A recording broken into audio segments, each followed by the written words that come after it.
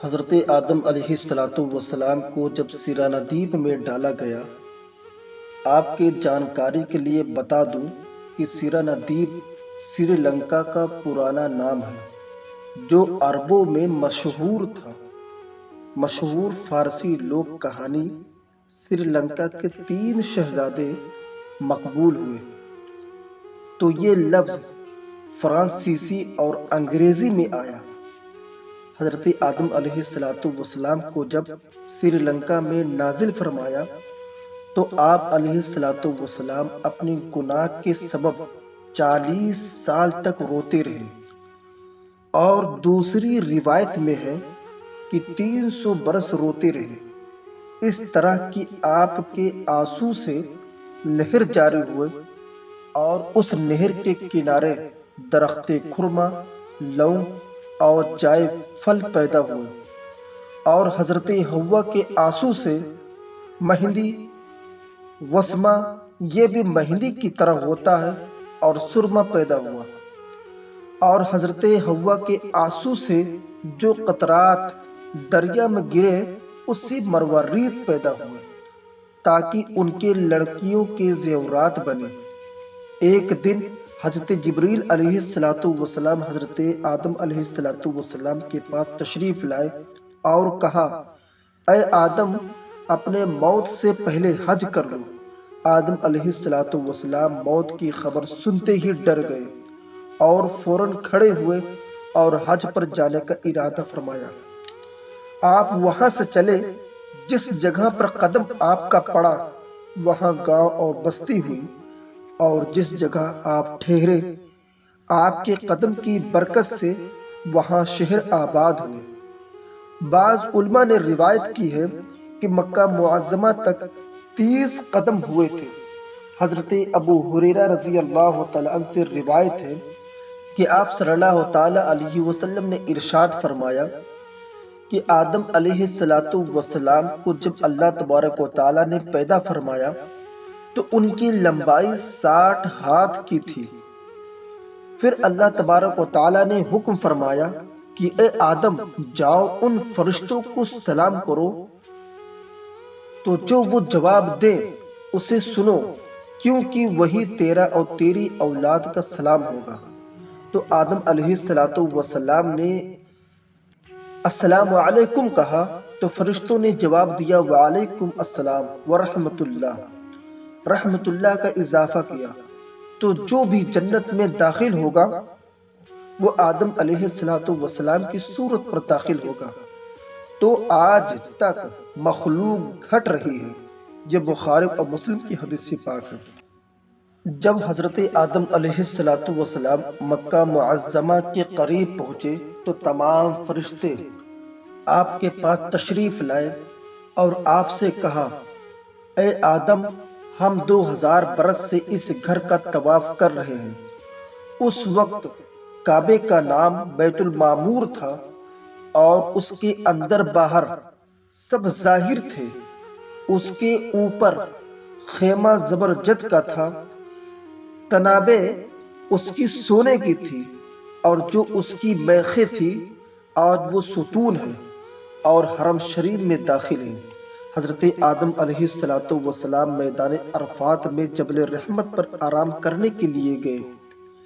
جب بیٹھے حضرت حوا کو دیکھا کہ وہ جدہ کی طرف سے آ رہی ہیں۔ حضرت آدم علیہ السلام نے اٹھ کر ان کو گودی میں اٹھا لیا اور دونوں زار زار رونے لگے۔ ان کے رونے سے آسمان کے تمام فرشتے بھی رونے لگے۔ حضرت آدم اور حضرت حوا نے آسمان کی طرف نگاہ کی۔ اللہ تبارک و تعالیٰ نے ان کی آنکھوں سے حجاب کو اٹھا لیا۔ تب انہوں نے عرش کی طرف نظر کی، جیسا کہ اللہ تبارک و تعالیٰ نے قرآن مقدس میں ارشاد فرمایا، فَتَلَقَّىٰ آدَمُ مِن رَّبِّهِ كَلِمَاتٍ فَتَابَ عَلَيْهِ۔ پھر سیکھ لی۔ حضرت آدم علیہ السلام نے اپنے رب سے کئی باتیں، پھر متوجہ ہوا اس پر، اور برحق وہی ہے معاف کرنے والا مہربان۔ ساق عرش پر یہ کلمہ لکھا ہوا دیکھا، لا الہ الا اللہ محمد الرسول اللہ، تو آدم علیہ السلام نے کہا، یا رب، اس نام کی برکت سے جو تیرے نام کے ساتھ ہے ہمارے گناہ بخش دے اور توبہ ہماری قبول فرما۔ فی الحال حضرت جبریل علیہ السلام حضرت آدم علیہ السلام کے پاس تشریف لائے اور کہا کہ اللہ تبارک و تعالی نے تجھ پر سلام بھیجا ہے اور فرمایا ہے کہ اگر تو جنت میں اس نام کو شفیع لاتا تو ہرگز میں تجھ کو دنیا میں نہ بھیجتا۔ جب حضرت آدم علیہ السلام حج سے فراغت حاصل کی، حکم آیا، اے جبرائیل، آدم علیہ السلام کو وادی نعمان میں لے جا۔ وادی نعمان ایک میدان کا نام ہے جو مکہ معظمہ اور طائف کے درمیان واقع ہے، اور حکم ہوا اپنے پروں کو آدم علیہ السلام کے پشت پر مل دے۔ جب حضرت جبرائیل علیہ السلام نے ملا تو بے شمار ذریات آپ کے پشت سے نکلی، اس طرح کہ تمام عالم ان کی اولاد سے بھر گیا۔ حضرت آدم علیہ السلام نے کہا، یہ سب کون ہے؟ حضرت جبرائیل نے کہا، یہ سب آپ کی اولادیں ہیں۔ آپ نے کہا، اتنی مخلوق کی گنجائش اس زمین پر کیسے ہوگی؟ حالانکہ ان میں سے ہر ایک کا جسم ایک چھوٹی چونٹی سے زیادہ نہیں، یہ زمین تو انہی سب سے بھر گئی۔ تب آواز آئی، اے آدم، میں بعضوں کو ان کے آباؤں کے اصلاب میں اور بعضوں کو امہات کے ارحام میں، اور کسی کو زمین پر کسی کو زیر زمین پر رکھوں گا۔ پھر اللہ تبارک و تعالیٰ کا حکم ہوا کہ ذریات آدم کھڑے ہو جا، صفیں باندھ کر مشرق سے مغرب تک۔ اسی وقت سب کے سب کھڑے ہو گئے۔ جو آدم علیہ السلام کے داہنی طرف تھے وہ سب کے سب مومن تھے۔ صف اول میں انبیاء علیہ السلام کھڑے تھے اور بائیں طرف سب کے سب کافر تھے۔ ان کے صف اول میں متکبرین تھے۔ اللہ تبارک و تعالیٰ کا حکم ہوا، الست بربکم، کیا میں تمہارا رب نہیں ہوں؟